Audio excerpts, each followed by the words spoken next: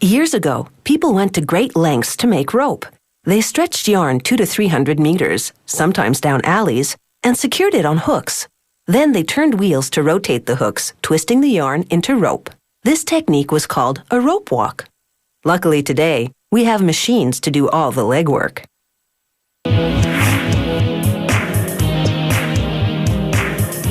These ropes are made from thousands of nylon fibers that are finer than human hair, but stronger. To make rope, yarns wind around aluminum cylinders, pulled by a turning spool down the line.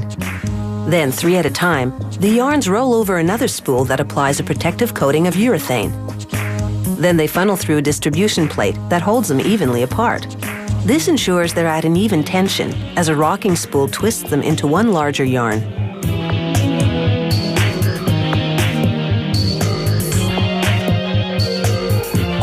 This machine is called the whirlwind. It twists the yarn and then winds it onto a take-up spool inside. A little arm moves back and forth, guiding the yarn so it winds evenly onto the spool. This is core yarn, and it'll be used to make other rope. Now, dozens of spools of nylon fiber unwind at the same time to make jackets to protect the core yarns. The fibers travel several meters over a network of rollers that act as guides and control tension on each individual fiber. They pass through distribution plates, as turning bobbins below twist the fibers into yarn. The platform moves up and down to evenly wind the yarn onto the bobbin. They place 48 of these bobbins on the maypole machine, so called because the braiding action resembles a dance around a traditional maypole. The bobbins spin and zigzag around each other as the machine pulls core yarn up through the center. Here you can see the rope being braided around the core yarn as it's pulled up through a die. This is the braiding action in slow motion.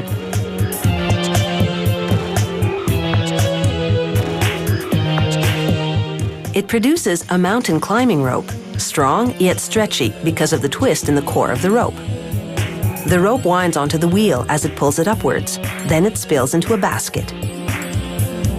A worker pulls out a sample rope to check its flexibility and strength. He bends it to make sure it'll knot easily. Now another maypole braider weaves a synthetic rope that's stronger than steel, yet lightweight and flexible. That's because the strands at the core are braided with a material called ultra-high molecular weight polyethylene. It's a high-performance thermoplastic. This rope will be used for advanced yachting. A pulley draws this high-tech rope through some metal pipes filled with steam.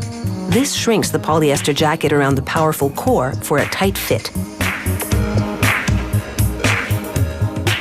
These dancing bobbins do some fancy moves to produce different weaves around core ropes. They dip around and between each other in a choreographed sequence. But there are no worries about production hitting a snarl. If a yarn breaks, the machine simply shuts down. It takes 8 to 10 hours to make a bit more than 900 meters of this large utility rope.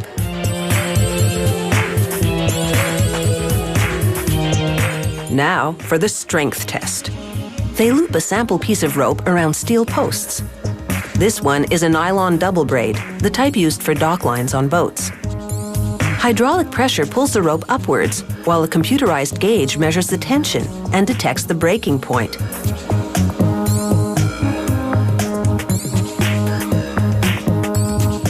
Over 9,000 kilograms. That's the weight of a killer whale. Needless to say, this twine is just fine. Now for another test. They insert a steel probe, known as a fid, into some industrial rope, then place the pointed end into a hole.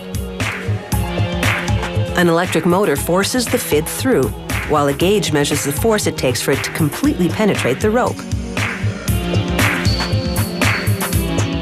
It took 4.5 kilograms of pressure to push the probe through the rope, which means this rope is firm yet flexible.